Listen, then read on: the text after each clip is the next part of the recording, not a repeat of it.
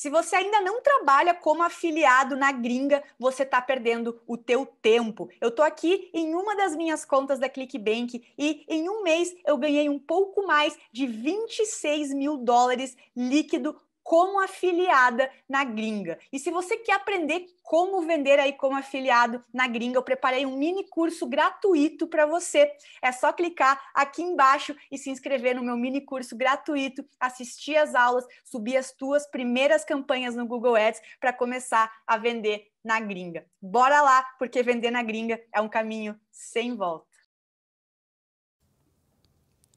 Seria correto dizer então que mesmo em meio, às vezes, a um sofrimento, alguma coisa, a gente deve buscar essa sorrir, rir e tudo mais? Com certeza.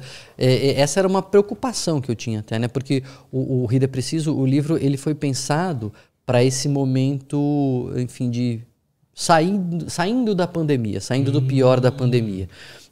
Enfim, a gente sabe, a pandemia não acabou, tem até novas ondas chegando, mas a gente saiu daquilo que foi 2020, 2021, né? De quarentena, de restrição, de falta de vacina, de muitas mortes, muitas emoções negativas nos cercando. Então isso foi passando. E o lado bom do lado ruim, o livro sobre as emoções negativas, ele tinha sido uma grande coincidência ter sido publicado em março de 2020. Ele foi publicado no começo da pandemia. O evento de lançamento, inclusive, a noite de autógrafos, foi cancelada na semana que foi decretada a quarentena em São Paulo. E ele foi muito importante, porque, enfim, veio aquela onda de emoções negativas e de raiva, de medo, de apreensão, e as pessoas precisavam de alguma maneira lidar com aquilo, e isso acabou, o livro ajudou nesse momento. E aí, mas isso foi uma coincidência, foi por acaso.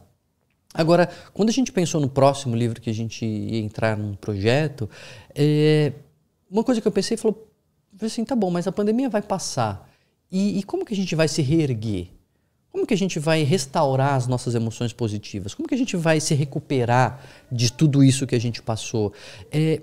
Como a gente vai se reconectar depois de tanto tempo afastado? Isso é muito, a gente tem ouvido, né, as pessoas com dificuldade de voltar a reconectar depois de tanto tempo isoladas. E aí que veio a ideia de fazer um livro sobre o riso e o humor. Porque ele tem esse poder de trazer emoções positivas e ele tem esse poder de a gente se conectar. Então eu pensei, bom, então dá para falar sobre o riso, mesmo em meio ao sofrimento.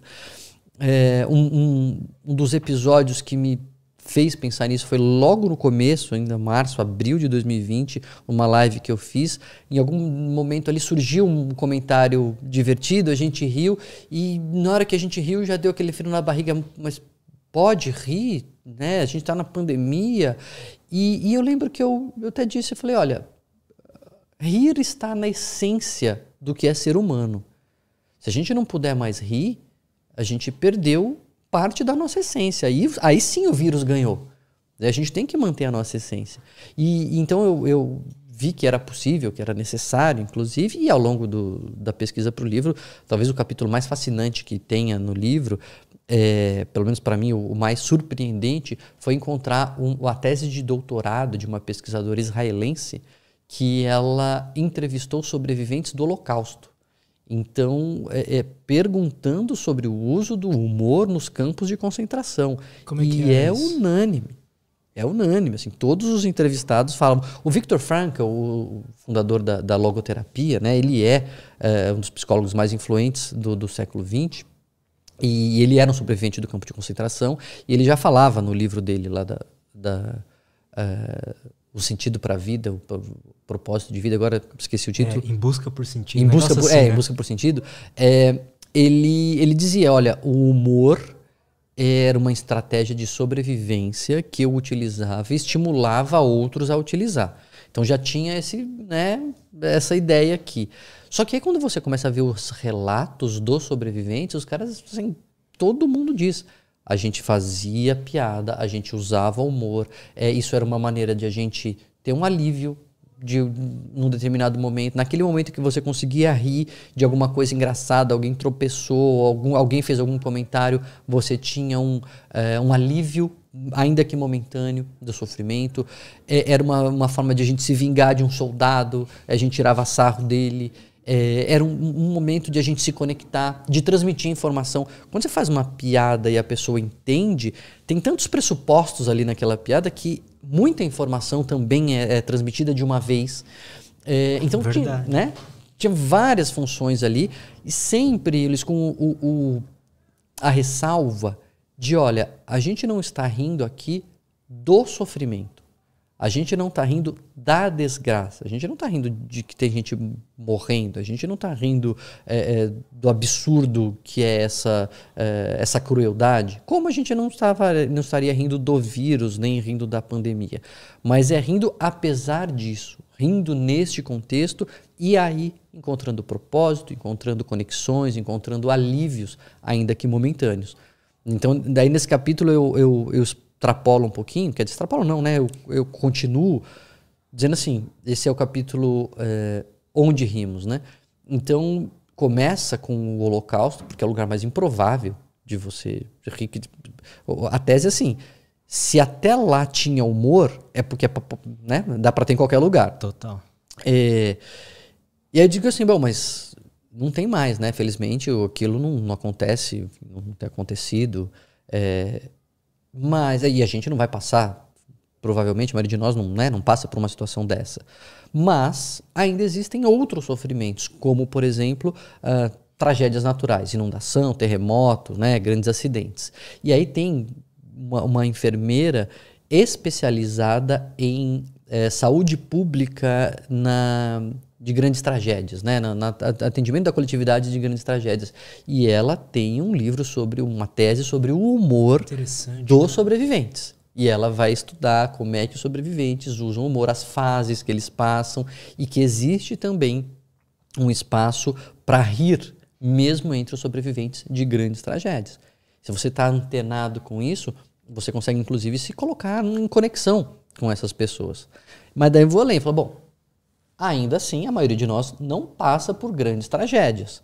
Mas muitos de nós ficamos doentes. E aí entro no uso do humor nos hospitais, né? Tem até o grupo Doutores da Alegria no Brasil, que é referência mundial nisso.